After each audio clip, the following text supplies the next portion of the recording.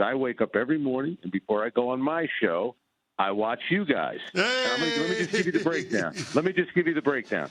I agree with Smalls 72% of the time. Yes. I hate saying this, but I agree with Evan 80% of the time. Wow. Chris, he's at about 49%. Wow. So not even half the times I agree with him. Sir, yes, sir. I like it. Okay, let's go. Hold on. I have a quick follow-up, Frank. Thank you for tuning in. What's your biggest disagreement with Canty? I would love to know the take that he has that you disagree with. I don't listen, he's a Giant at heart, and I'd rather see the Giants beat the Eagles. But he went after my guy Nick Sirianni after the I think it was the Falcons game. He went after him a little bit, so that it all goes back to that. It's not. Hold on. How are you going to be a fan of the Giants and have an issue with me going after the Eagles head coach? I got you on fraud alert. I got you on fraud alert, Frank. If that's how you playing it. His last name ends in about. You know, by the way, I saw Ronnie Barnes the other day. Hey, that's my guy. Ronnie Barnes, the great Giants trainer. Yeah, Ronnie Barnes has more juice than the general manager or the head coach of the New York Giants. No lie. Really? Ronnie Barnes. People that know. Ronnie Barnes got more juice than pretty much anybody over at 1925 Giants Drive, not named Steve Tisch or John Mara. Wow. By the way, just put it out there. Ronnie Barnes is the man. Do you remember the name Doc Johnson? Remember he was a Giants trainer? Oh, yeah. I remember Doc, yeah. All right, so my wife ran track, and Doc Johnson used to work on the track runner. So my wife was always telling me, Doc Johnson's this legendary guy, that Doc Johnson was always, she said that he gave the best, hamstring massages. And I was like, I don't know about that. I think that's a little strange, but my wife loved Doc Johnson. Frank, wow, Frank. Okay. By the way, give it a few weeks. Even after a Super Bowl, CC will probably say that the Eagles should fire Sirianni. All right, let's talk about last night. Knicks Pistons. Knicks won it. Pistons lost it. Where are you going with this one? Because Cade Cunningham late in games is certainly not Jalen Brunson late in games. I think you're 100% right, and that's why I think going into the series, I thought the Knicks were going to win. I just thought the experience would be big. And I get that the Knicks lost 2 home games, but they also won 3 on the road. And look what happened last night after Detroit got that 7-point lead. After the Hardaway basket, they didn't have another shot down this. They didn't make another shot down the stretch. The same thing happened in Game 4 where they detonated after they went ahead by 11. So they had their opportunities there. But the Knicks, the experienced teams are just going to show a lot more poise. And let's face it, Jalen Brunson just has that gene inside him. He's a clutch player. He was that way in college. Let's remember, he won 2 national championships. Most guys don't stick around long enough to win 2 of them, but he won 2.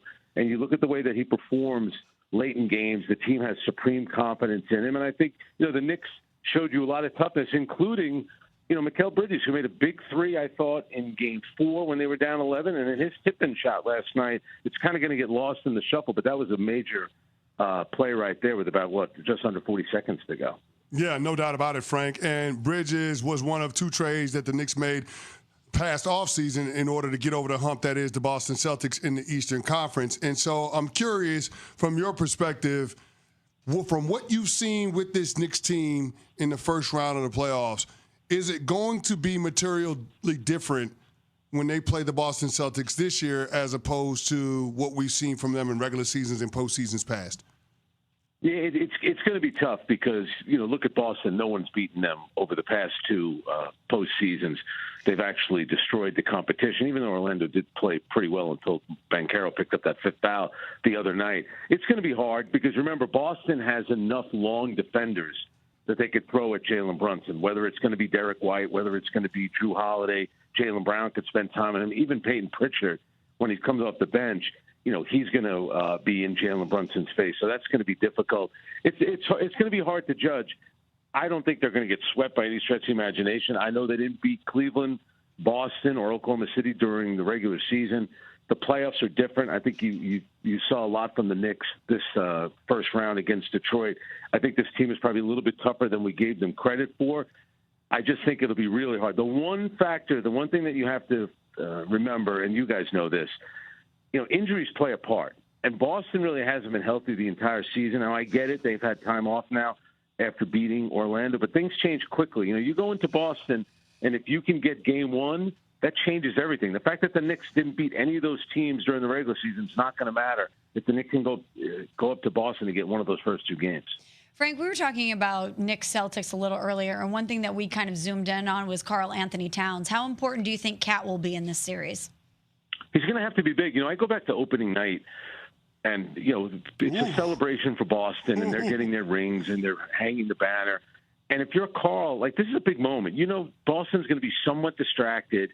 It's your first, real game in a Knicks uniform, and he was essentially invisible in that game, in that environment. He's going to have to be a lot more consistent. He had some terrific games against Detroit. Let's give him credit for that.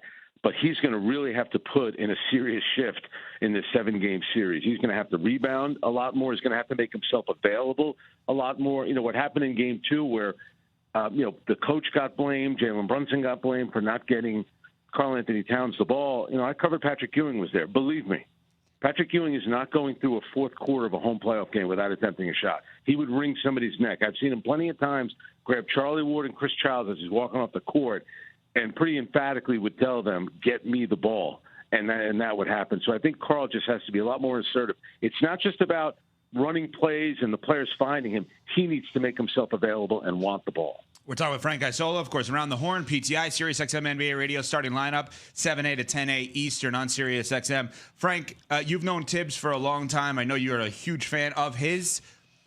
I know you don't even like to go to the idea that he was in jeopardy in terms of his job, but did he save his job last night? Is that off the table in terms of job conversation moving forward? I think, with organizations, you never know, especially after what happened with Michael Malone. Look at what happened with Taylor Jenkins in Memphis. You just never know. And ultimately, I think that call would come down to Jim Dolan, the owner. So, if they get swept and they get crushed, things could change. But I think Tom's done a good job. First time in 30 years that the Knicks have had back-to-back 50-win seasons. And also, look at some of the players. Josh Hart never played in a playoff before he came to the Knicks. Now he's like an indispensable player that set the franchise record for triple-doubles. Jalen Brunson, he's an accomplished player, but before he came to the Knicks, he was essentially a backup on Dallas. Now he's a MVP candidate, all-NBA player. So a lot of players have had career years. Do I think they're going to need to get better? And if they get knocked out in the second round, could there still be changes on the roster? I still think it might come down to that more than the coach. But, the one thing about Tom, and you would appreciate this, Evan, Jeff Van Gundy learned at the feet of Pat Riley. And where do you think Tom Thibodeau learned from? Jeff Van Gundy. So there's definitely a connection with Pat Riley. If you want to get Tom Thibodeau going, bring up Pat Riley's name. Like a lot of people, he realizes how important Pat Riley was to the NBA, to the Knicks, and I think there's a little bit of that Pat Riley DNA, believe it or not, in this Knicks team. I'd give him a contract extension then.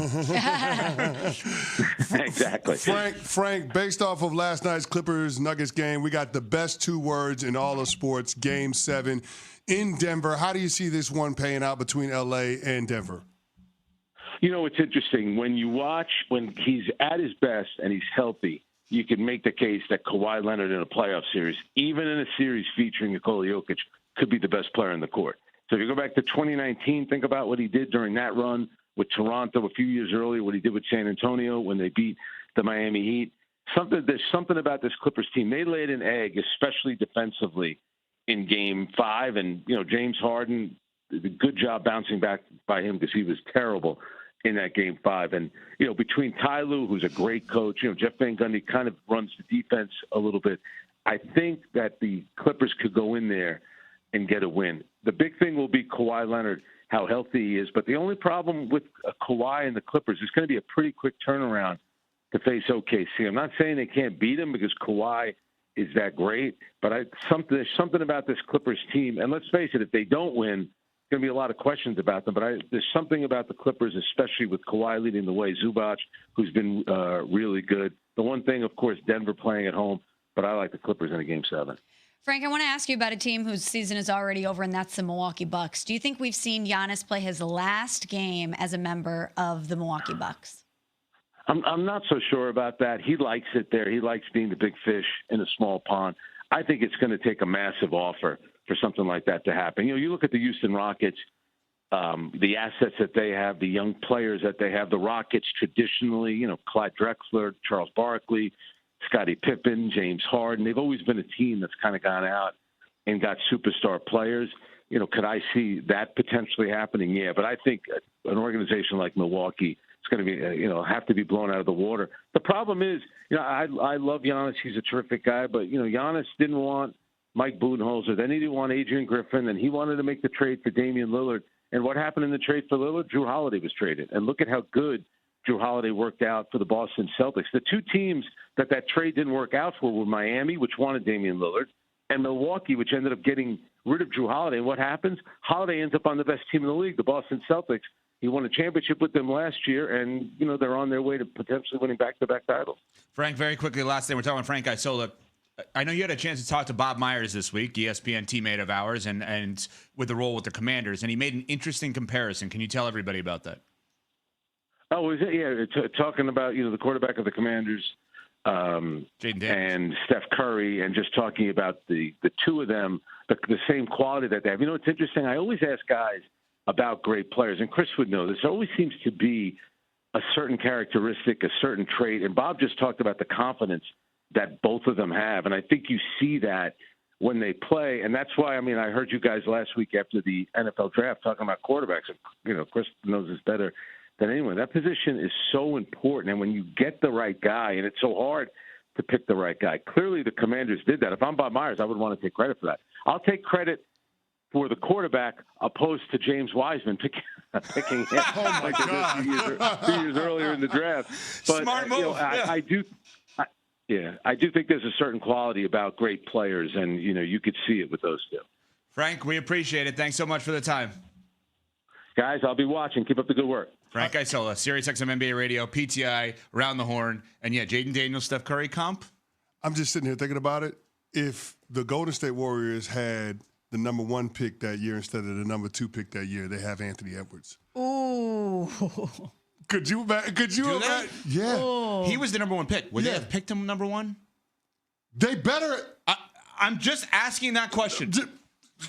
I'm not saying you're wrong. Would they have picked him number 1? With Steph Curry, Klay Thompson on the team already? If they didn't, that would have been Sam Bowie territory. Coming up, Candy or Canty, brought to you by Granger. Next, we're on Sportsman. Can anybody get the